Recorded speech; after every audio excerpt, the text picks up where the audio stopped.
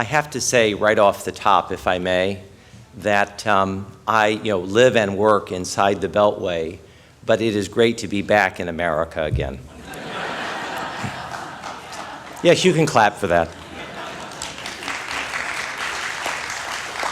This is the greatest country in the history of mankind. We'll get that out of the way at the beginning. Yes, you can clap for that too. Before I begin, I want to do what my grandmother would say is good housekeeping. The first is I want to thank my great friend Jim Lamb. I was reminding a friend of mine yesterday that I've looked all the way through the Bible. I've not seen any mention of retirement.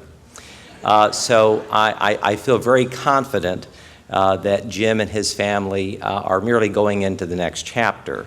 But I would love in his presence to have us all stand and thank and praise Jim Lamb.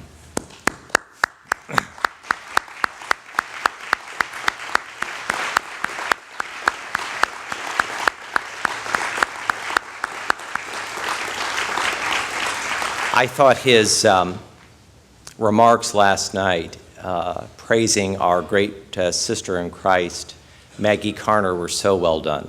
Wasn't that wonderful last night? So honoring. And yes. And of course, Virginia Flo has made it all flow so easily, seamlessly. And I'm so happy to meet the great Selmink family, who are going to do a great job. Goeglein in German, by the way, means a small barn animal. So I'm thinking we have the lambs, we have the minks, the Goegleins, we have to start our own animal rights organization. So we are duty-bound as Lutherans living in this remarkable constitutional republic to ask ourselves a big question, and that's what I want to talk about today. And this question can be reduced to the following question: where are we? Where are we? In and of its reality, where are we? I believe very strongly that you and I are living in the midst of a moral and social revolution that is unequaled in the American experience.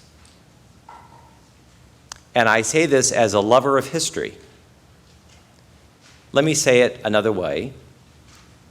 I believe that the revolution we are living through is bigger than the American Revolution, bigger than the Civil War, and I'm well aware that I'm standing in the state of the great Lincoln. Bigger than the Great Depression, bigger than 2 world wars. This is a big statement. Many of you in this room, I see a couple of gray hairs, lived through the revolution of the 1960s. And we all know what that was about. But the revolution we are living through today is bigger than all of those combined for this reason. We are living through a time when elites feel that they have the license to redefine the matrix of society: families, marriages, and parenting. I am a Christian, and by God's grace, I have been passionately in love with Jesus Christ since the time that I can remember. And I promise the man speaking to you today is a poor, miserable sinner. But the idea that 9 unelected lawyers, otherwise known as the Supreme Court, feel that they can get up on any morning of any day, of any week, of any month, and find a constitutional defense of the redefinition of the matrix of society is a hubris and an arrogance beyond any definition.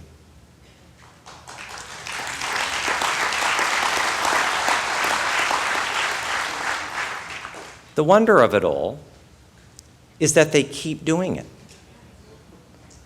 We saw last night in that powerful presentation one of the most dramatic ways that 9 human beings have ever impacted any civilization in the history of mankind, which was in January of 1973. By the way, I think we should all remember the 2 dissenters, the late, great William Rehnquist and the late, great Byron White. As for the other 7, it's not just a matter, by the way, and let's not forget this. It's not just a matter of redefining what human life is. It's a fundamental upturning of what our founding fathers and our founding mothers intended for a free society and a free people. This must ring in our ears and haunt us until we get it right. I must tell you, living and working in Washington for 30 years, I have never experienced a day like I experienced in June of this year, when on that infamous day, I was sitting in my office at Focus on the Family across the street from the Supreme Court, listening to an hour and a half of stadium-like cheering for the redefinition of marriage in the Obergefell decision.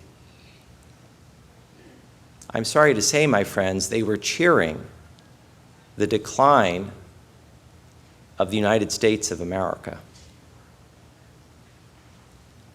And may I tell you, as saddened and disappointed as I am, and as we are in the redefinition of family, marriage, and parenting, we should be far more concerned about the real impact of the Obergefell decision, which impacts every single Lutheran American who cares about human life. Because at the end of the day, the so-called marriage decision was really about the redefinition, the restriction, and the constriction of your religious liberty. God bless you. In other words, the impact of judicial tyranny is about the privatization of American Christianity. And by the way, our rulers are becoming very impatient with us. Their idea of American Lutheranism is the following: you can practice it in the private space called your home and in the private space called your church for now. I was saying to a new friend from Ellettsville, Indiana this morning, that we are not at the end of anything regarding these major Supreme Court decisions. We are only at the beginning of a legal, moral, and constitutional arc, which, if we do not have the kind of break that our founding fathers and mothers intended, will result, as it has in all of the developed world except for the United States of America, into a measurable religious and conscience binding, which is absolutely in opposition to everything we believe as Lutherans. And here's why. If you forget everything that I have said on Reformation Day, and by the way, it's an honor to be at this microphone on the morning of Reformation Day. If you forget everything I have said, I'm pleading with you not to forget the greatest contribution of the great Martin Luther to the history of this planet. Because Luther believed that we are by nature truth seekers. What gives us that license? Luther said it was our conscience. And if our consciences are bound, and if therefore our religious liberty is restricted, then we are living in another place. And I have to say, it is probable that this side of eternity, that what we need is a new reformation. A reformation of our culture, a reformation of our legal system, a reformation about the direction and the content of Western life. There is a cultural revolution boiling beneath today's moribund, boring culture. It's happening in the arts. It's happening in poetry and architecture. It's happening in music and scripture. It's happening in education, cinema, and criticism. It's happening in the visual arts. And this is a good thing. In my view, we need to keep that boiling. I want to go into a different direction for a moment. 50 years ago this year, there was a very important report that was published by a young demographer who would later become ultra-famous. His name was Daniel Patrick Moynihan, born on the Lower East Side of Manhattan, known as Hell's Kitchen. Irish Catholic, whip-smart, very ambitious. Made it through Harvard without getting a grade any lower than an A. He was a young demographer at the Bureau of Labor Statistics, later to become a full professor at Harvard, 4-time U.S. Senator, 3-time ambassador, a man of the left, a Democrat, and a liberal, a great admirer of FDR's and Truman's. But he was honest. And 50 years ago, he published something called the Moynihan Report. It was a remarkable report because it found that in 1965, 25% of all black Americans were born out of wedlock. And Moynihan called it, are you ready for this? A crisis. We are only a half a century later from that report. And we at Focus on the Family pay attention to what has happened in just 50 years. I'm glad most of you are sitting down. Today, 72% of all black Americans are born out of wedlock. Today, 53% of all Hispanic Americans are born out of wedlock. And today, 34% of all white Americans are born out of wedlock. For the first time in the 2010 census, it was found that 50% of all the babies born to American women ages 30 years of age and under are now born out of wedlock. Those are unsustainable numbers. And may I tell you, with my right hand extended, as a direct result of the empirical data that I have just shared with you, we are facing in America today a plague of fatherlessness. Everybody in this room has a story. Let me share just one of them. I was invited several years ago on behalf of Focus on the Family to speak at the Jackie Robinson Center in Pasadena, California. I came into a room just like this, came onto a stage just like this. The difference was that the overwhelming majority of people sitting where you're sitting were black and not white. In fact, if I'm correct about this, the only white people in the room were myself and a woman from Beverly Hills who funded the ministry I'm about to tell you about. And I gave a series of remarks And in the middle of my remarks, I made a confession. The confession I made is that my father is my best friend. Stanley John Goeglein, my best friend. 78 years old, Fort Wayne, Indiana. And when I said this, there was a palpable pause in this room of young black men. I know there are some pastors here and other people who spend some time speaking.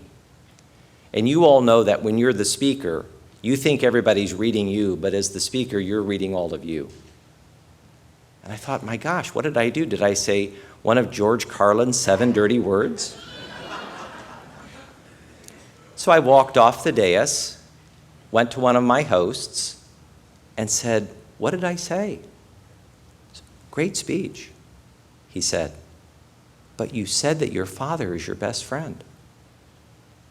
I said, heaven forfend. Tim, you need to understand that the majority of those boys grew up in South Central Los Angeles. Not only do they not know who their biological father is, they have never spent a single day in the same home as their biological father. Wow. And so I went back to focus on the family.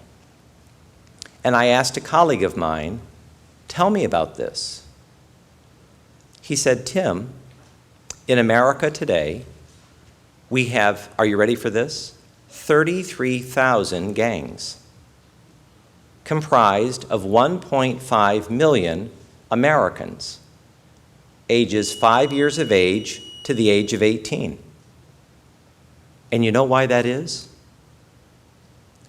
Because you have all these young boys who are trying to do what the nature given to them by God Almighty intends for them to do, which is to figure out how to become men.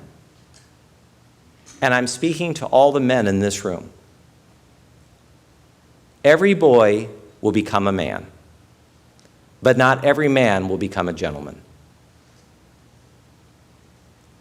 John Henry Newman, the definition of a gentleman is a man who never inflicts pain. That's a good working definition. You know, I want to take 2 steps back for a minute and again speak to just the men here. What a mess we have made of things. The so-called moral revolution of the 1960s, it didn't liberate women. That was the goal. Remember? Gloria Steinem and all those promises? You can take all those promises and put them in a shoebox and take them down to the Smithsonian. They are now a part of history. We can now measure. The promises were lies. The 1960 sexual revolution did not liberate women. It enslaved women and their children, and it liberated the men to be irresponsible. Yes, it did. This is a big problem, and it's getting bigger because we now have 3 generations of young men and boys who are trying to figure out what does it mean to be a man. You know, it's very interesting, isn't it? That in the 1970s and 80s, everybody thought, my gosh, can the divorce rate go any higher? 40% of all marriages end in divorce. 75% of all second marriages end in divorce. Those are big numbers. Everybody in this room has been touched by this. No judgments, by the way. No judgments. We're Lutherans. But it doesn't mean that it's not a problem. It is. But all of a sudden, the demographer said, that's right. The divorce rate seems to be leveling off, but only because something else is happening. And you all know what it is. Cohabitation. There is absolutely no taboo now of cohabitation before marriage. None whatsoever. Just as there is no taboo in children before marriage or children before any marriage ever. I mean, I want to say this as strongly as I can. We are sitting this morning in a demographic that by and large still believes the following: dating, courting, engagement, marriage, children, grandchildren. You know what? For the overwhelming majority of people in Western culture, that is considered antique. You have to internalize that for a moment. It's huge. I want to say, though, that it's easy to conclude that somehow the project is done. I mean, to quote Pat Moynihan, everyone's entitled to his own opinion, but not everyone's entitled to his own facts. And after all, when you look at the empirical data, doesn't it say that we're done? That you can sort of wrap our nation up in a bow and put it in a box and send it off somewhere? Let me just say, we cannot draw this conclusion. But stay with me for a moment. There is a book called Reclaiming Abortion Rights. It is by a young writer called Katha Pollitt. I'm sure that some people in this room are familiar with her. Let's just put it in the easy sense, she doesn't share our worldview. I want to read a very quick summary of her book from the New York Times last week. By the way, it's in paperback version now. A woman's individual right to privacy was a cornerstone of Roe v. Wade, the landmark case that established the legality of abortion more than 40 years ago. But here, Pollitt, you ready for this, reframes the issue as central to the public interest. Did you know that abortion is central to the public interest? You should know it.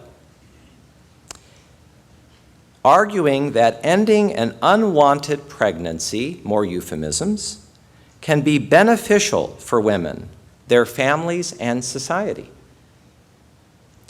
And so having read a description like that, I did what you think I should do before I come to speak to Lutherans for Life. I went and read the book. Here's my right hand for the second time. And I'm paid to read books. I looked everywhere for the empirical definition defending the benefit for women, families, and society, and guess what? It's not there. And you know why it's not there? That's correct, it doesn't exist. You know, Abraham Lincoln was a really great litigator. And he famously came into one of the jury boxes and he said to a man who was sitting there, by the way, he liked heavy-set, jolly men. He thought they were the kind of jurors you could really persuade. So I won't look at any heavy-set, jolly men. Lincoln said to this juror on a question turning on the centrality of truth, he said, "Sir, I want you to pretend for a moment that a dog has 3 legs. And I want you to pretend, sir, that one of the tails of this dog is a leg." He said, "How many legs does the dog have?" And the man said 4. And Lincoln said, "You're wrong, because a tail can never be a leg." That's right. That's absolutely right. We are Christians. Christ is risen. It's the central reality of human life. One thing that is something cannot be something else. Abortion really does hurt society. It really does hurt women. And it has categorically dented and destroyed part of our culture. That is a reality. May I say, it's not just that we are arguing over the questions that we've talked about this morning. We are arguing about worldview and about reality. And may I tell you, this is why ultimately the pro-life movement is going to win. And I want to talk about that for a moment. You know, our founding fathers gathered in a room in the hottest summer in Philadelphia history. And they came from all of the 13 colonies. And you know what they did? They nailed the windows shut. And providentially, with the windows nailed shut, by God's grace, they designed the most remarkable document and the most influential document in the history of mankind next to the Holy Bible, the United States Constitution. The absolute high water mark of human liberty and conscience. And they worked on a premise. And may I tell you, it was a good Lutheran premise. And by the way, don't take my word for it. I'm going to share why that is. The premise was we ought not give anybody too much power. It's about decentralization and it's about deconsolidation. You see, as Lutherans, we should get up every day and praise God for malaria. Because little Jimmy Madison, running around on his plantation down in Orange, Virginia, was a sickly child. As an adult man, he never weighed more than 100 pounds. And he was never taller than 5'5" or 6. Kind of elfin. He couldn't run and play like the other boys, but may I tell you what he could do? He could read. He read books like Ed Murrow used to smoke cigarettes, one after the other. Puffing and chugging along down there as a little tiny genius. He knew Hebrew, Greek, English, Latin. You know, he got to Princeton. And he got to Princeton as a 16-year-old, and after 2 years, his great teacher, John Witherspoon, one of the only men to sign both the Constitution and the Declaration, a great Scottish Calvinist, president of Princeton, he said about his student Madison after 2 years, I have nothing else to teach this boy, now I've got to learn from him. This is the primary architect of our Constitution. And he sat in that constitutional convention day after day after day in the little tiny writing, taking note after note after note about what was said there. And may I tell you all, our founding fathers disagreed about everything. The Virginians, they didn't want a standing military. But in New York, they wanted a standing military. The Carolinians, they didn't want a national bank. They wanted every colony to have its own currency. And it goes on and on and on and on. These are big differences. May I tell you the one thing that all of our founding fathers agreed on? They all agreed on the following because they learned it from Roman history when the Romans stopped being a republic and started being an empire. They learned that if you want to have liberty and freedom for a long time, you better have a lot of virtue in the leaders and in the people. This is the great fundamental insight of American exceptionalism. That moral excellence in the people, and therefore moral excellence in the leaders, would give you liberty for years to come. And the founding fathers, Anglicans, Puritans, Calvinists, Congregationalists, they asked themselves, in the American experience, what will give us virtue and moral excellence over all those years? And you know what their conclusion was? The Judeo-Christian tradition. Let the readers and the practitioners of the Holy Bible do their thing. Where did that idea come from? Martin Luther. By the way, you don't have to believe me. I want to share with you a really remarkable thing. There was a pastor, maybe related to somebody in this room, Pastor F.L. Schaeffer of New York City. And he had written a letter to President Madison. And he shared with President Madison the fundamental Lutheran view of the two kingdoms: God's kingdom, man's kingdom. As Lutherans, this is central to everything we believe about faith and the public square. We are all citizens of the United States, but we are ultimately citizens of heaven. Right? The city of God and the city of man. Let's not forget that Luther had been an Augustinian monk, and he read all of St. Augustine. And Madison writes this letter in return to Lutheran pastor Schaeffer. By the way, I've seen the letter. He wrote it on December 3rd, 1821. I'll let you do the math. That's not very long after the American Revolution. And Pastor Schaeffer did what Lutheran pastors do when they write letters to the president. I read lots of them when pastors would send them to President Bush, for whom I worked for nearly 8 years at the White House, as you will all see in my book that you're going to buy, right? And for your 50 best friends.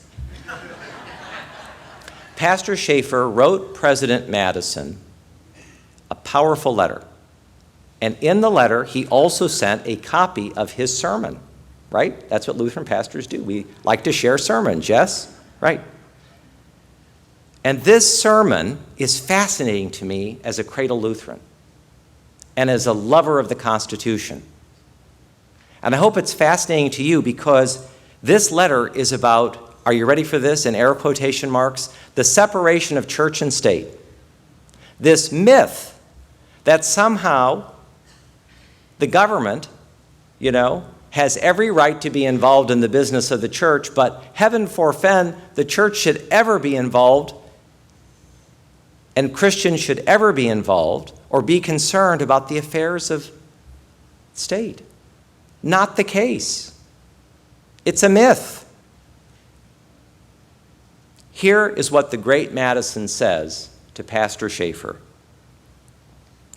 It illustrates, meaning the sermon, Luther's fundamental view of the two kingdoms, what Chuck Colson called the kingdoms in conflict, right?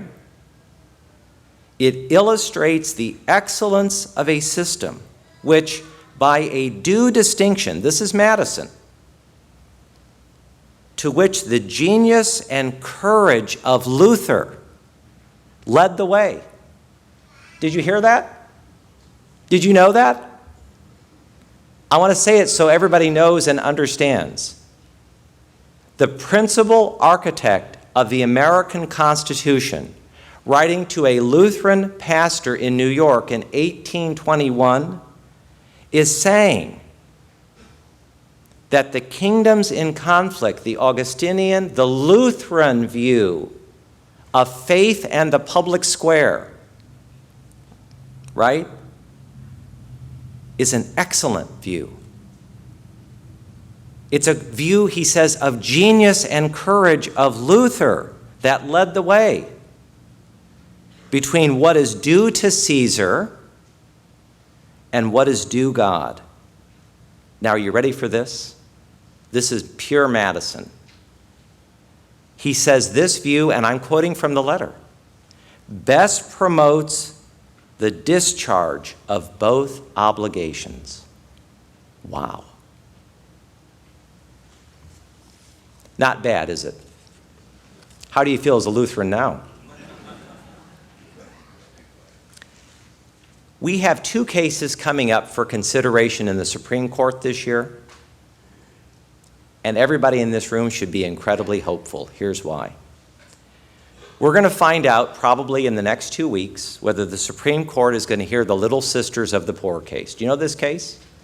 Think about this. Obamacare is mandating that a group of 75 nuns offer contraception and abortion in its health care plan. Does that make sense? Right.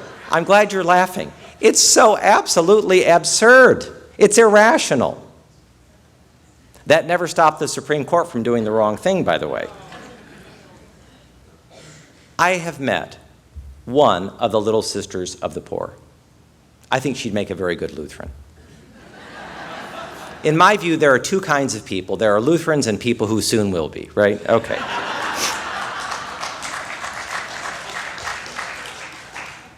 So we're going to potentially have this case at the Supreme Court this term. That's big, don't you think? Yes, very big. But the second one is the one that I want everybody in this room to focus on like a laser beam. The pro-life movement has successfully, with genius and courage, drilled into Roe versus Wade. We've been patient. We have been intelligent. And state by state by state, we have worked to say, if you have abortion clinics, they ought to meet the minimum level of staffing and hygiene of a hospital. Now that's really rational, isn't it? Okay. Now may I tell you, while Planned Parenthood was busy as beavers chopping up children, the pro-life movement kept its focus on the issue that I'm talking about. Now this is a promise. In and out for 40 years, we have worked at the state level to raise the bar on these standards, knowing that we were going to be sued by Planned Parenthood and the leaders of death at every turn. And they've never let us down. They like to sue, and we like to sue. And you know what?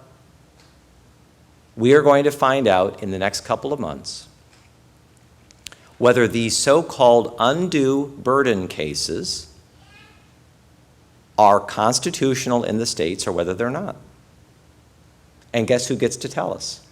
The 9 unelected lawyers. I want to be very clear about something. The biggest issue in this presidential campaign, and I want to make it very clear at the front, that Focus on the Family and Lutherans for Life are not partisan. We are partisan to the issues, but not to the party. All right? The biggest issue in this next presidential election is the Supreme Court. It's the biggest legacy that any president leaves of either party.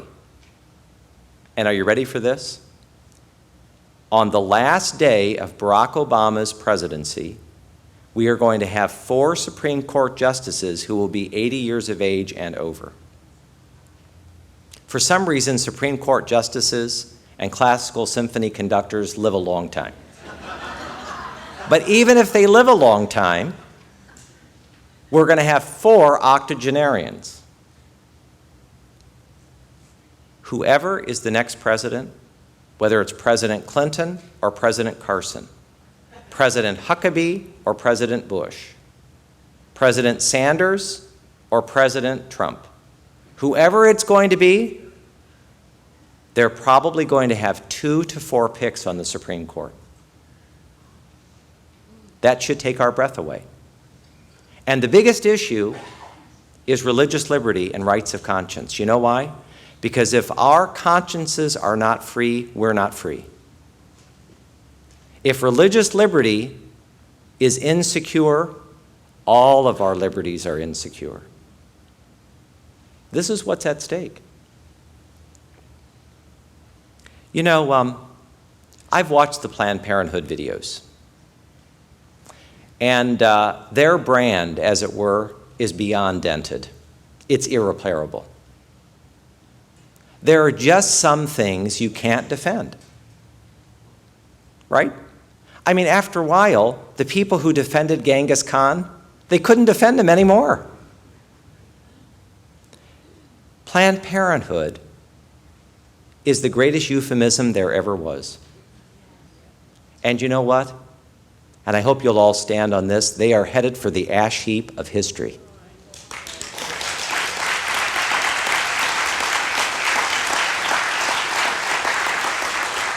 They perform 340,000 abortions a year. That's 1/3 of all the abortions in our constitutional republic.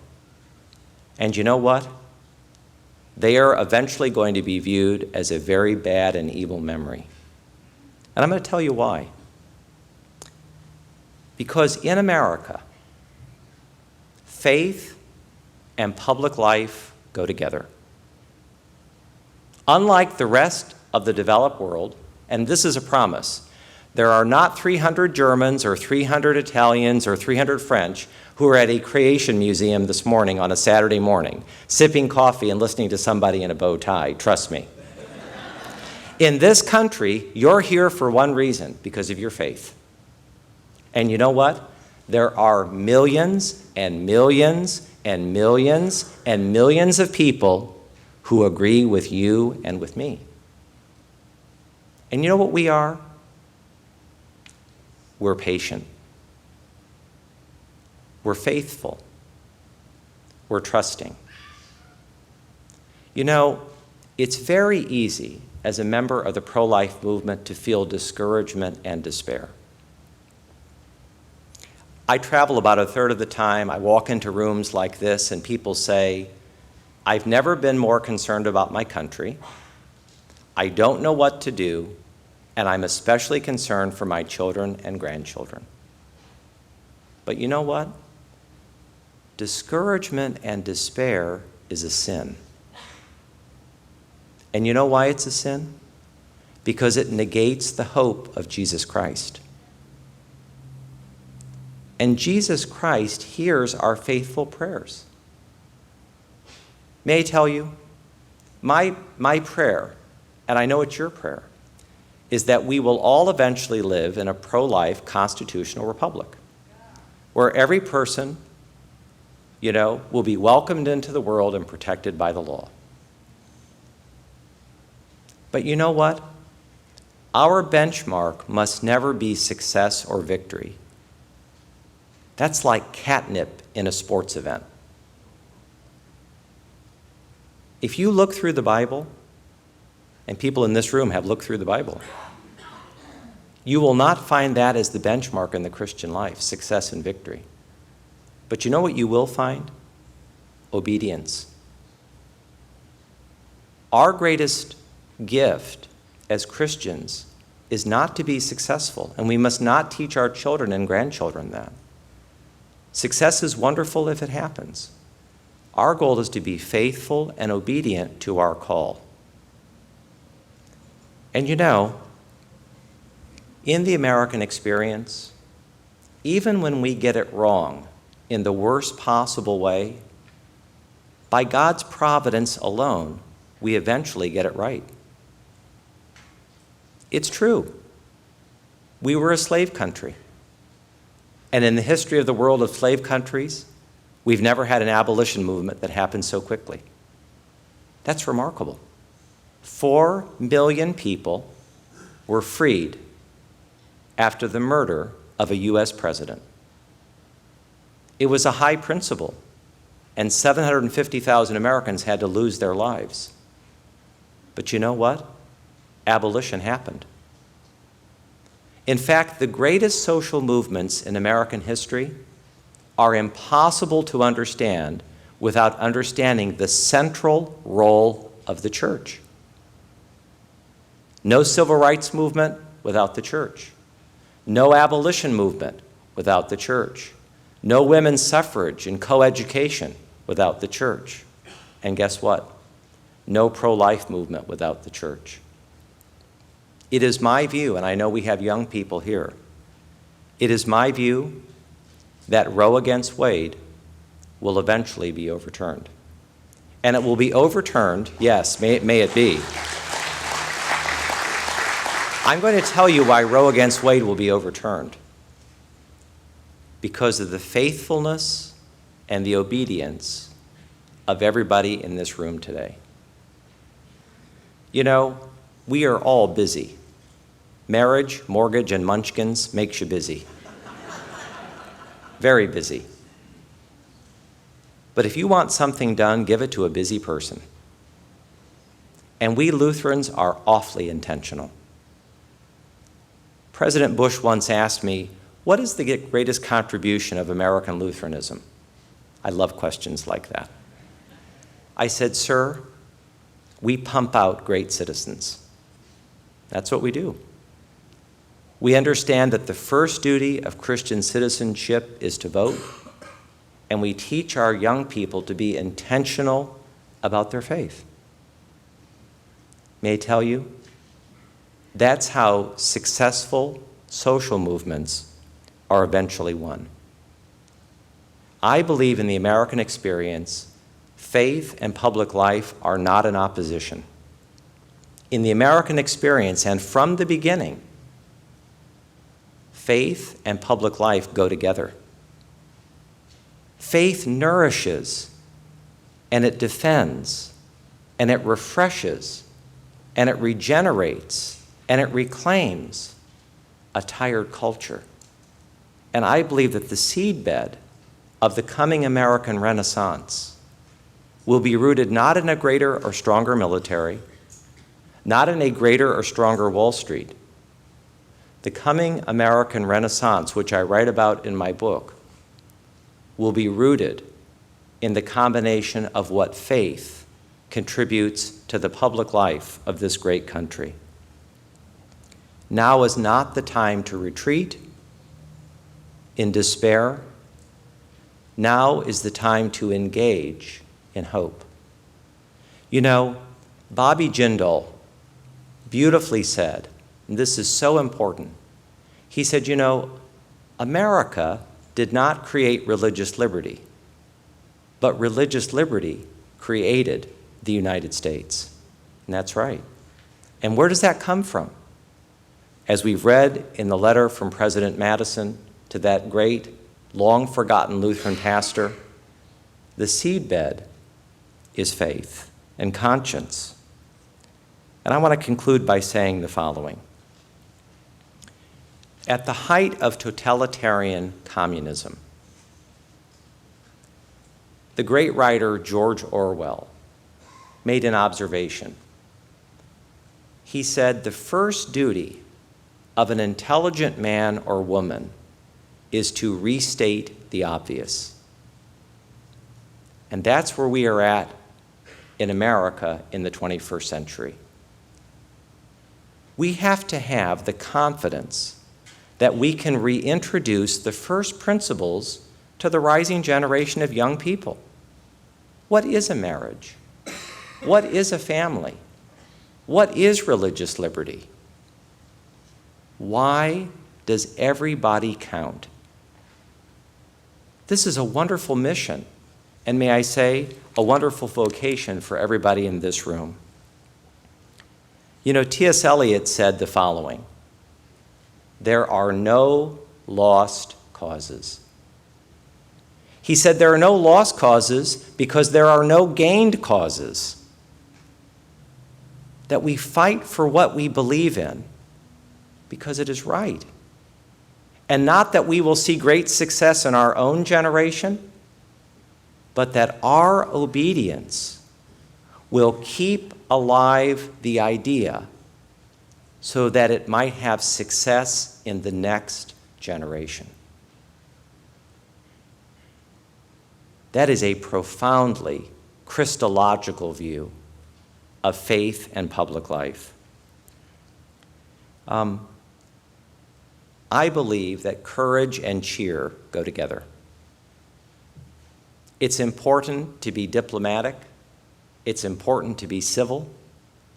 But it's also important to be unapologetic about all that we believe. But I believe firmly and strongly that hope is real because Jesus Christ is real. And I believe that hope is just ahead. And I want to conclude by this.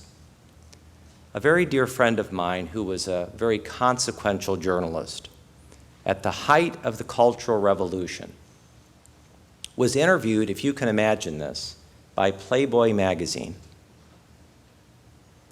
My friend, who's now deceased, a very important journalist, sat down for that interview.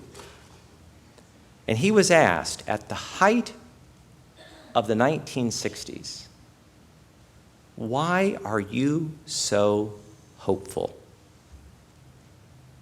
And Bill Buckley said the following: I know that my Redeemer lives. I think that's an appropriate way to close, because all of us in this room who are working very hard so that every person can be welcomed into the world and protected by the law, we believe that our Redeemer lives. He doesn't forget anybody. And I believe very strongly that good days, the best days for this country, but above all for all that we believe is real. And I believe that we're going to see it because I trust that God is a sovereign God and he hears our prayers and he loves righteousness in the public square. Thank you. God bless you. God bless Lutherans for life. Thank you very much.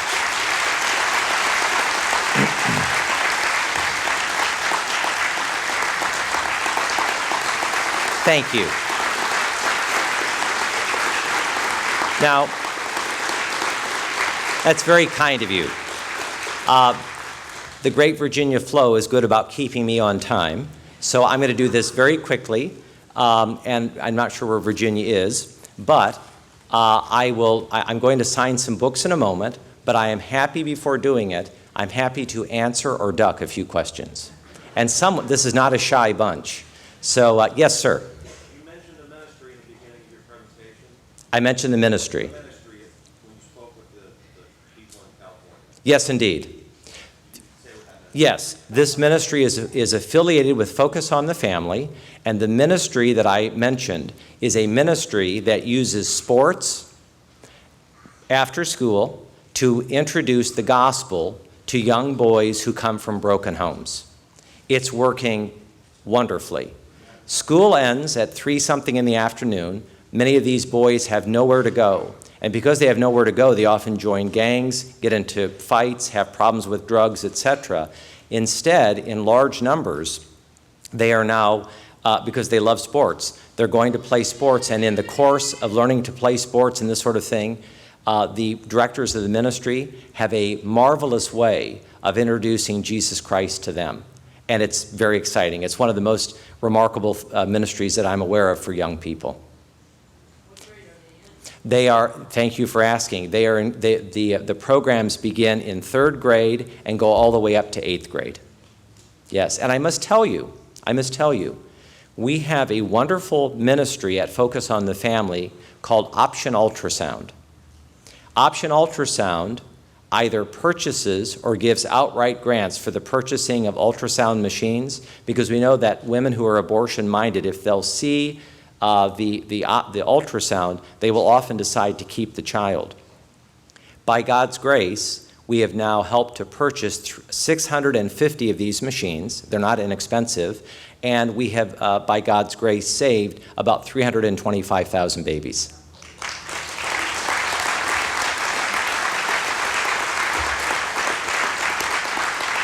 But thank you for asking. Another question.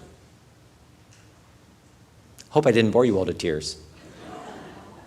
On any topic. Yes, sir.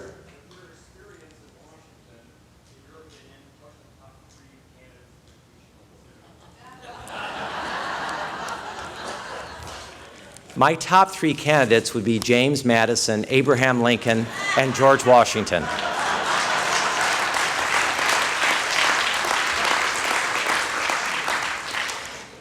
You know, we're very far from deciding, and I think that there's a remarkable field of very talented people.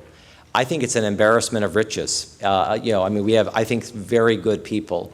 I have to tell you that, again, it's because I am extremely and genuinely hopeful. It is remarkable that in that whole field of candidates on the Republican side, there are only 2 candidates that I'm aware of who do not share the strong views of everything we've talked about this morning. That's very exciting, you know, and it's one of the reasons that I am genuinely hopeful about where we're going in that regard. So, one more question, comment, concern? Who are the 2 we shouldn't vote for? Yeah, I'm happy not to touch those questions with a 10-foot pole. Right. Any other questions on any topic? It is Saturday morning and I'm keeping you from your coffee. Yes, right there. Has there been any legal attempt at this point for people to establish their cities, sanctuary cities for fetuses and other unborn children? Sanctuary cities regarding fetuses and unborn children. That's a great question. I'm a Cubs fan. That one came out of left field. And I love questions like that. The answer is I have followed the sanctuary city movement very closely. You might guess what I think. But I am not aware, which doesn't mean that, you know, that it doesn't exist, but I'd like to follow up with you and to learn more about how this might relate to unborn children. I'd be happy to do that. By the way, I was mentioning earlier, not on this topic, but I was mentioning that I was talking to a pastor from southern Indiana, and we were having a discussion about why the LCMS should be extremely concerned about the court cases I've been telling you about. I want to put this on people's radar screen, if it's not on your radar screen already, but we are literally sitting ducks with synodical colleges, the 2nd largest parochial school system in the country, 2 seminaries, that have tax-exempt status, that benefit from particular zoning laws, that say that marriage is between a man and a woman and not any other combination. There are people who are in groups licking their chops at the opportunity to litigate against us. And I believe that the litigation, which has already begun at one particular level with Christians in business who do not want to participate in marriages that they do not believe are God-ordained marriages, I believe confidently that we're going to see a significant uptick in those cases, but I believe that we are heading rapidly toward lawsuits in ways that we have not experienced before in American Lutheranism. And I think that those potentially we'll start seeing some of those in the new year. Yes, I'll take 2 more and then I promise I'm done. And I'll have you ask them at the same time, and then I'll say thank you and good night. Yes, on the topic of our church and marriage, is there any consideration of us not being the legal authority for marriage and let the state do that, and they only come to us if they want a religious way? It is absolutely true that many American pastors in a multiplicity of faiths essentially are officers of the state in certifying marriage. This is one of the issues that I'm talking about or referencing as we go into the new year. It's been my view heretofore that it's a good thing in the kingdoms in conflict that pastors remain officers of the state to certify a marriage. I do believe that. I believe it still in the post-Obergefell era, but I think that that is something we're going to sort out, and it's going to be based in part on 2 things. Are we sued? And secondly, does every Lutheran parish in this country have a clear statement in their church already about to whom they will and will not lease their social hall, who they will and will not marry, who they will and will not hire as teachers, headmasters, etc. That's the sitting duck era. So for now, yes, but subject to the call of the chair. Yes. One last question. Yes, ma'am. I was listening at a Lutherans for Life event, and there was a pastor there who graduated from West Point Military Academy, and he handed me a sheet and said as of January 1st, that women will now be subjected to the draft. Do you know anything about that? Women will not be subjected to the draft. We do not have the draft, any plans to reinstitute the draft in the United States. But it's possible that one of the things that this person you know of is referring to is a major decision that we are waiting for any day in Washington, which is about whether the Pentagon under the Obama administration will change their policy and place women into combat positions. There's a very strong push for that in the West Wing at the White House to put women in combat, and there's a countervailing movement at the Pentagon to not put women in combat. But we know that the President, as Commander-in-Chief, wants it. There's been a major study that was done for the Marines that said that this should not happen, but there's a movement afoot, regardless of what the Marines say, for political purposes, to put women in those positions. It's one of the things we're watching at Focus on the Family. Right. Thank you all. God bless.